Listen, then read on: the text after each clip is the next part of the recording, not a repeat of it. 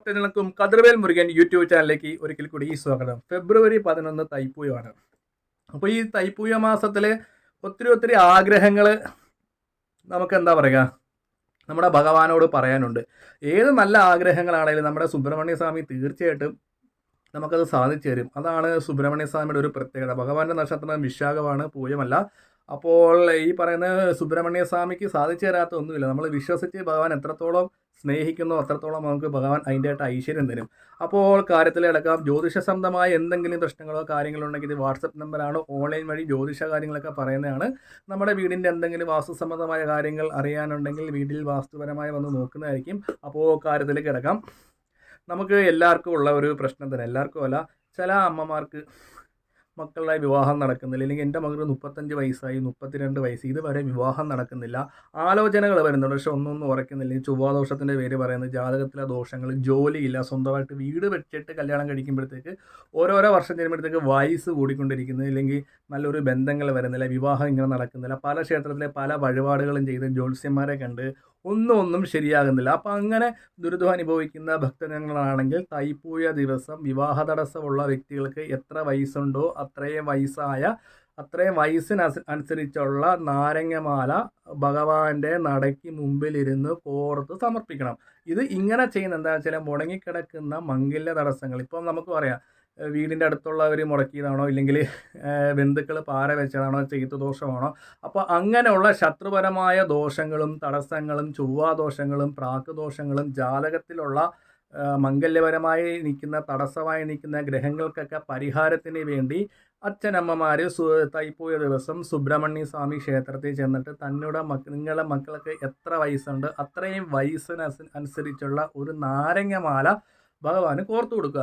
ഇത് കഴിവതും അച്ഛനമ്മമാർ മക്കൾക്ക് വേണ്ടി ചെയ്യുന്നത് സുബ്രഹ്മണ്യ സ്വാമി ക്ഷേത്രത്തിൻ്റെ നേരെ ഇരുന്ന് തന്നെ, കഴിവതും അമ്പലത്തിൻ്റെ അവിടെ എവിടെയെങ്കിലും ഇരുന്നൊന്ന് ചെയ്യാൻ നോക്കുക. അഥവാ അത്ര ബുദ്ധിമുട്ടാണെങ്കിൽ വീട്ടിൽ നിന്ന് കോർത്തു കൊണ്ടുപോവുക. അപ്പം നാരങ്ങ എത്ര വയസ്സുണ്ട്, ചിലവരുടെ മക്കൾക്ക് 30 വയസ്സാണെങ്കിൽ 30 നാരങ്ങ മേടിക്കുക, 31 വയസ്സാണെങ്കിൽ 31 നാരങ്ങ കൊണ്ട് നാരങ്ങമാല, അഥവാ 23 25 വയസ്സാണെങ്കിൽ അത്രയും നാരങ്ങമാല മേടിച്ച് കോർക്കണം. അപ്പോൾ ഈ നാരങ്ങ മേടിക്കുമ്പോഴത്തേക്ക് വലിയത്, അതായത് അധികം പഴുക്കാത്തതും അധികം പച്ചയല്ലാത്ത മീഡിയം നാരങ്ങ നോക്കി എടുക്കണം. ഒപ്പം തന്നെ ലേഡി സ്റ്റോറിൽ നിന്നിട്ട് വലിയ സൂചി ഒരു 10-15 രൂപ കൊടുക്കുവാണെങ്കിൽ വലിയ നൂല് കിട്ടും. ഈ നൂല് നല്ലപോലെ നീട്ടണം, അതായത് 2 മടക്കാക്കണം. ഒറ്റ മടക്കായിട്ട് കെട്ടുവാണെങ്കിൽ നാരങ്ങ പെട്ടെന്ന് തിരുമ്മിനെ എടുക്കുമ്പോൾ ചിലപ്പോൾ ബലമില്ലാത്തതുകൊണ്ട് പൊട്ടിപ്പോകും. അപ്പോൾ അതങ്ങനെ പൊട്ടുന്നതുകൊണ്ട് നമ്മൾ വിചാരിക്കും കൂടുതൽ ദോഷമാണെന്ന് വിചാരിക്കുക, അങ്ങനെ കരുതണം. അപ്പം മാല കെട്ടുമ്പോഴത്തേക്ക് നൂല് 2 മടക്കായിട്ട് കെട്ടുക. ഒപ്പം തന്നെ മക്കളുടെ വിവാഹ കാര്യങ്ങൾ നടക്കണേന്ന് പ്രാർത്ഥിച്ച് എന്ത് ചെയ്യണം, ഈ സൂചി വെച്ച് നാരങ്ങ വെച്ച് കോർക്കുക.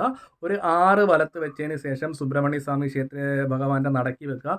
അഥവാ അന്നത്തെ തൈപ്പൂയ ദിവസം തിരക്കും കാര്യങ്ങളൊക്കെ അറിയാലോ, വലത്ത് വെക്കാൻ പറ്റിയില്ലെങ്കിൽ ഈ നാരങ്ങ എടുത്തുകൊണ്ട് ഒരു തവണ നമ്മൾ സ്വയം ഒന്ന് കറങ്ങിയിട്ട് ഭഗവാന്റെ നടക്കി വെച്ചാൽ മതി. അപ്പോൾ തിരുമേനികൾ പറയണം, എൻ്റെ മകന് വിവാഹ തടസ്സങ്ങളും കാര്യങ്ങളാണ്, അതിനു വേണ്ടി നോക്കിച്ചപ്പോഴത്തേക്ക് വയസ്സനുസരിച്ചുള്ള നാരങ്ങമാല ചാർത്തി ഇവിടെ നടക്കി വെക്കാൻ പറഞ്ഞ്. അപ്പോൾ ആ തിരുമേനി ആ മാല എടുത്ത് തിരുമേനിയുടെ യുക്തിപൂർവ്വം കാര്യങ്ങൾ ചെയ്ത് ഭഗവാനെ സമർപ്പിക്കും. അപ്പം തന്നെ ജാതകത്തിലുള്ള മാംഗല്യ തടസ്സങ്ങളൊക്കെ മാറി നമുക്ക് നല്ല രീതിയിൽ തന്നെ നല്ലൊരു വിവാഹം വരുന്നതാണ്. വിവാഹം വന്നാൽ പോരെന്ന് പറയണം, നല്ല എൻ്റെ മക്കളെ നോക്കുന്ന നല്ലൊരു കുട്ടിയായിരിക്കണം. ഈ വിവാഹബന്ധം എന്നെന്നും നിലനിൽക്കാൻ വേണ്ടി ഭഗവാനോട് ആത്മാർത്ഥമായിട്ട് പ്രാർത്ഥിക്കുകയും ചെയ്യണം. ഒപ്പം തന്നെ എല്ലാ വിധത്തിലുള്ള ശത്രുദോഷങ്ങൾ, ജാതകത്തിലെ ദോഷങ്ങളൊക്കെ മാറി നല്ലൊരു കുട്ടിയെ തന്നെ, നല്ലൊരു ബന്ധങ്ങൾ തന്നെ വരണമെന്ന് പ്രാർത്ഥിച്ച് വേണം സുബ്രഹ്മണ്യ സ്വാമിക്ക് ഈ നാരങ്ങമാല കോർത്ത് വെക്കാൻ വേണ്ടി.